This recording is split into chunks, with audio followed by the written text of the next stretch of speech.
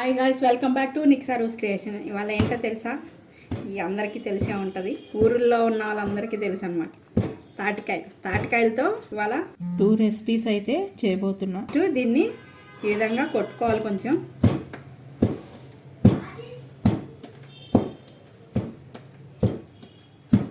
కట్టుకున్న తర్వాత ఈ ముచ్చికన్నది ఈ విధంగా వచ్చేస్తుంది.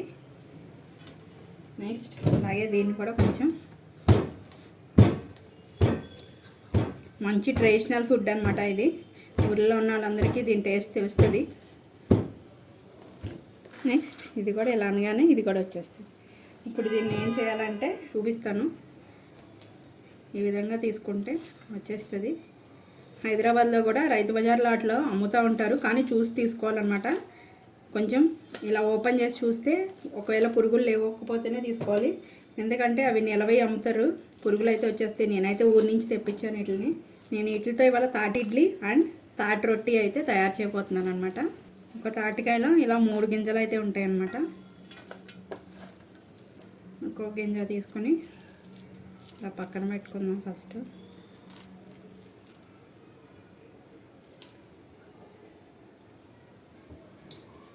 ఇవి సీజనల్ ఫ్రూట్ అనమాట. ఇది ఓన్లీ ఈ వర్షాకాలంలో దొరుకుతుంది, ఇంకెప్పుడు దొరకవు.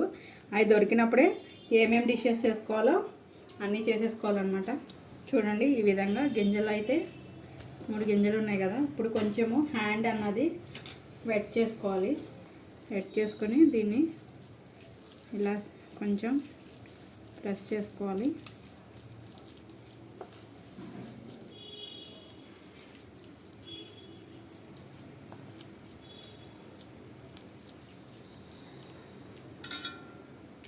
ఇలా తీసుకున్న తర్వాత నేను ఇలా ఏదన్నా ఒక చిల్లుల గిన్నె ఉంటే దానిలో పెట్టుకొని గుజ్జు అన్నది తీసుకోవాలన్నమాట. ఎలా అంటే తాటి గుజ్జు అన్నది కిందకి వస్తుంది. చూడండి, గుజ్జు అన్నది ఈ విధంగా దిగుతుంది అన్నమాట. ఇలా చిల్లుల గిన్నెతో తీసుకుంటే ఏంటంటే పలుపు అన్నది మొత్తం కిందకి వస్తుంది, పీచు అన్నది రాదనమాట. ఈ విధంగా 3 గింజలను అయితే మనం ఇలా తీసేసుకుందాం. ఫస్ట్ బేసిన్ తీసుకుంటే ఇంత అయిందనమాట. నాకు 2 కాయలకిను ఇంత బేసిన్ అయింది. దాంట్లో 250 ml కప్పుతో 1 కప్పు బెల్లం తురుము అయితే వేస్తున్నాను అనమాట.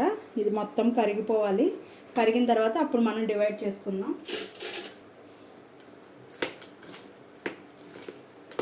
ఇలా కనుక ఒక 10-15 మినిట్స్ ఉంచితే ఈ బెల్లం మొత్తం కరిగిపోతుంది. దీన్ని పక్కన పెట్టి ఇది బెల్లం మొత్తం కరిగిన తర్వాత అప్పుడు సపరేట్ చేసుకుందాము. చూడండి, బెల్లం అది కూడా కరిగిపోయిందనమాట. ప్యూరీ సేమ్ మ్యాంగో ప్యూరీ లాగా కనిపిస్తుంది చూడడానికి. ఇప్పుడు మనము ఎంతైతే ప్యూరీ తీసుకుంటున్నామో అదే గ్లాస్తో 1 గ్లాసున్నర బియ్యం రవ్వ కూడా తీసుకోవాలన్నమాట. ఇడ్లీకిను రొట్టెకి నేను ఈ గ్లాసు ఫస్ట్ రొట్టె వేయడానికి అని చెప్పి నేను 1 గ్లాస్ ప్యూరీ తీసుకున్నాను. సేమ్ ఇదే గ్లాస్తో 1 గ్లాసున్నర బియ్యం రవ్వ తీసుకుంటున్నాను. నేను ఆల్రెడీ బియ్యము కడిగేసి ఎండబెట్టుకొని రవ్వ ఆడిచ్చాను అనమాట. ఇలా సన్నగా ఆడించుకున్నాను అనమాట. సో ఇంకప్పుడు కడిగే పని లేదు, డైరెక్ట్గా మనం కొలిసేసుకుంటే సరిపోతుంది.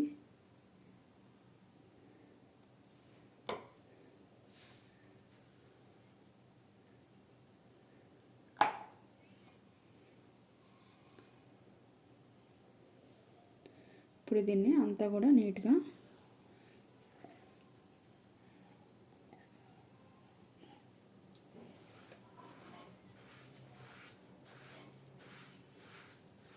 కొంతమంది ఇడ్లీ రవ్వ కూడా యూస్ చేస్తారు, అలా కూడా వేసుకోవచ్చు. కానీ బియ్యం రవ్వతో వేస్తే ఏంటంటే కొంచెము తినేటప్పుడు రొట్టి ఇడ్లీ కూడా కొంచెము టేస్ట్ కూడా బాగుంటుంది. కొంచెం ఇలా ఫ్లఫీగా ఉంటుంది అనమాట. ఇలా మనం కనుక బియ్యం రవ్వ వేస్తే, ఇడ్లీ రవ్వ ఏంటంటే బాగా సన్నగా ఉంటుంది కాబట్టి వేసుకోవచ్చు. అదైతే కనుక 2 గ్లాసెస్ వేసుకోవాలి. ఇందులో కొంచెం చిటికెడు సాల్ట్ కూడా యాడ్ చేసుకుందాం. యాలకుల పొడి 1 హాఫ్ స్పూన్ వేసుకొని కొంచెం ఒక 2 స్పూన్స్ వాటర్ పోసుకుంటే కలవటం కోసం అని చెప్పి. రెగ్యులర్గా ఇడ్లీ ఎలా వేసుకుంటాం కన్సిస్టెన్సీ అలా ఉంటే సరిపోతుంది అనమాట. ఇది కూడా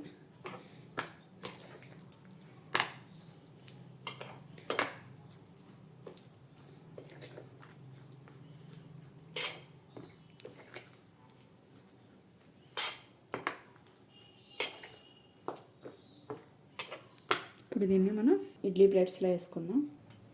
ఫస్ట్ ఇడ్లీ ప్లేట్ను కొంచెం వాటర్లో తడుపుకున్నాను అనమాట. తడుపుకున్న తర్వాత ఇందులో కొంచెం నెయ్యి అన్నమాట. ఈ అన్నిటికీ కూడా ఏంటంటే నెయ్యి రాస్తే ఏమవుతుందంటే దీనికి అంటుకోకుండా మనం తీసుకునేటప్పుడు చాలా ఈజీగా వచ్చేస్తాయి అన్నమాట.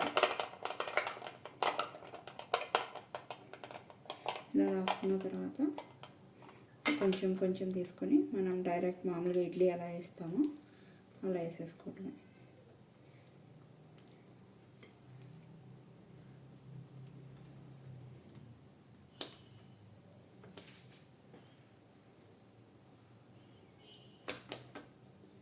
ఇలా మనకి ఎన్ని ప్లేట్లు కావాలంటే అన్ని ప్లేట్లు వేసుకోవటం. ఇలా కొంచెం కింద ఇడ్లీ పాత్రలో వాటర్ పోసుకొని మనం నార్మల్గా ఇడ్లీ ఎలా వేసుకుంటామో అలా వేసేసుకోవటమే.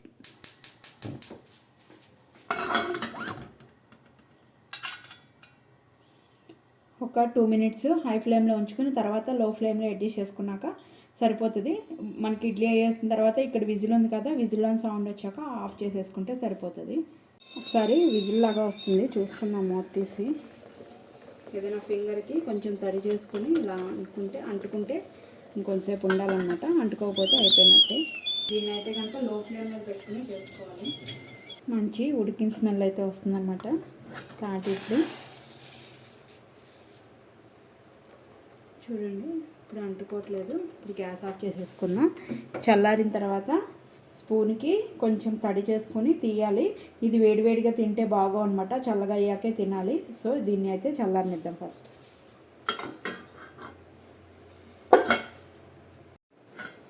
చల్లారిపోయినాయి. ఇప్పుడు నా దగ్గర చిన్న ఇలా అస్తం ఉందన్నమాట. ఇదేంటంటే ఇడ్లీలు తీసుకోవడానికి, దీంతో తీసేసుకుందాం. ఇలా కొంచెం తడిపేసి తీసేసుకోవాలి. చూడండి ఎంత సులువుగా వచ్చేసాయో.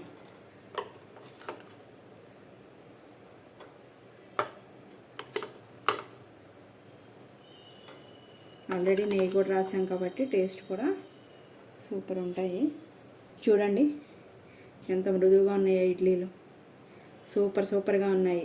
తాతమ్మల కాలం నాటి తాటి ఇడ్లీ అయితే రెడీ అయిపోయింది. రొట్టెకి మనం పిండి అయితే రెడీ చేసుకుందాము. ఇది కూడా సేమ్ అంతే అనమాట. పల్పు ఎంత ఉంటుందో దానికి 1.5 బియ్యం రవ్వ తీసుకోవాలి. చూడండి నాకు ఇంత అయితే అయిందనమాట పల్పు.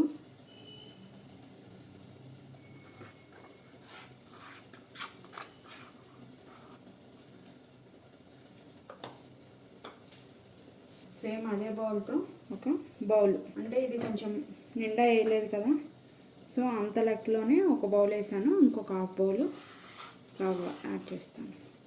ఇంకొక హాఫ్ కప్పు మళ్ళీ రవ్వ యాడ్ చేసుకుంటున్నాను. టోటల్గా 1.5 కప్పు అయితే వేసాను. ఇది కలుపుకోవడానికి చిన్నగా ఉంది, సో ఈ బౌల్లో వేసేసుకుందాం మొత్తం.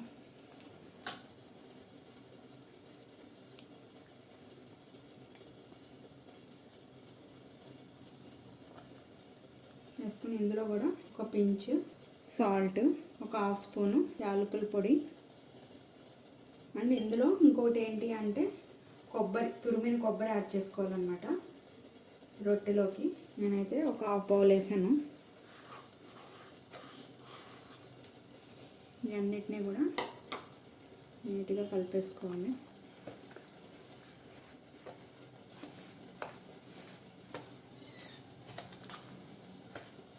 మ్యాక్సిమం ఇది తాటి పల్పు లూజ్గానే ఉంటుంది కాబట్టి సరిపోతుంది. లేదు అంటే కనుక ఒక 2 డ్రాప్స్ వాటర్ యాడ్ చేసుకోవచ్చు.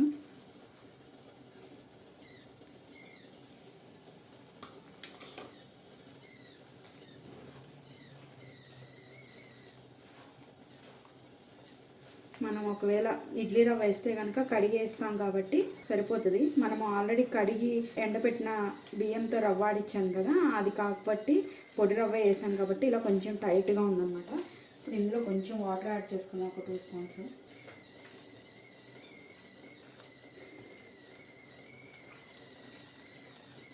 ఈ కన్సిస్టెన్సీ ఎలా ఉండాలి అంటే మనం దెబ్బ రొట్టెలు వేసుకుంటాం కదా, అది ఎలా ఉంటుందో ఆ కన్సిస్టెన్సీలో ఉంటే సరిపోతుంది అన్నమాట. చూడండి ఇలా ఉంటే సరిపోతుంది. సెకండ్ డిష్ తాటి రొట్టె వేసుకుందాం. దానికోసం నేను తవ్వ అయితే పెట్టేసుకున్నాను అనమాట. మందంగా ఉన్న తవ్వ అయినా పెట్టుకోవచ్చు, లేదంటే కడాయి మూకుడైనా పెట్టుకోవచ్చు అనమాట. పెట్టుకున్నాక కొంచెం ఆయిల్ వేసుకొని దీన్ని తవ్వ మొత్తం స్ప్రెడ్ చేసుకోవాలి ఇలా.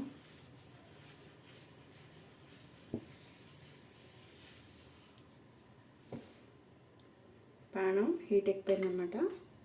ఇప్పుడు ఇంకొక హాఫ్ స్పూన్ ఆయిల్ వేసుకొని ఇప్పుడు మనకి ఎంత సైజు కొంటే అంత సైజు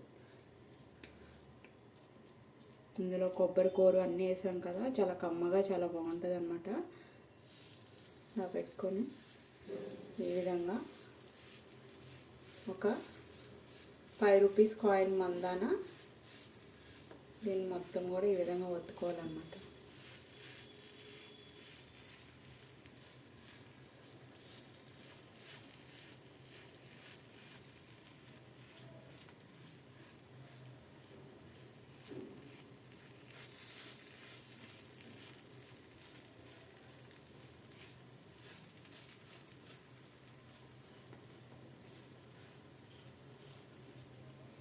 ఇలా ఒత్తుకున్న తర్వాత ఒక స్పూన్ ఆయిల్ చుట్టూ వేసుకోవాలి.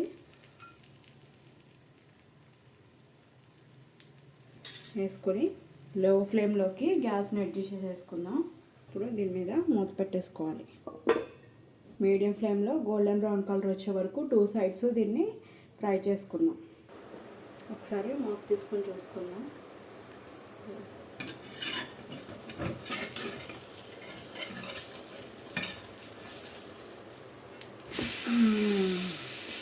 కొంచెం గోల్డెన్ బ్రౌన్ కలర్ అయితే ఫ్రై అయిందన్నమాట. ఇప్పుడు సెకండ్ సైడ్కి తిప్పుకొని మధ్యలో అన్నం చేసుకొని ఒక హాఫ్ స్పూన్ అందులో ఇంకొక హాఫ్ స్పూను చుట్టూ వేసుకొని మళ్ళీ మూత పెట్టుకుంటే ఒక 5 మినిట్స్ ఉంచుకుంటే కనుక ఫ్రై అయిపోతుంది. 5 మినిట్స్ అయిపోయింది, చూసుకుందాం. చూసుకొని గ్యాస్ ఆఫ్ చేసేసుకుందాం. మనకి స్మెల్తోనే తెలిసిపోతుంది అన్నమాట. సెంటు బాగా చక్కగా ఫ్రై అయితే కనుక మంచి సెంట్ వచ్చేస్తుంది. అలాంటప్పుడు ఆఫ్ చేసేసుకుంటే సరిపోతుంది అన్నమాట. ఇది ఎప్పుడు కూడా వేడివేడిగా తినకూడదు. ఇది చల్లారిన తర్వాత తింటేనే దీని టేస్ట్ అన్నది తెలుస్తుంది. టేస్ట్ కూడా సూపర్ ఉంటుంది అన్నమాట. నేను ఒక 10 నిమిషాలు అయిన తర్వాత నేను సర్వింగ్ ప్లేట్లో తీసి చూపిస్తాను ఎలా ఉంటుందో.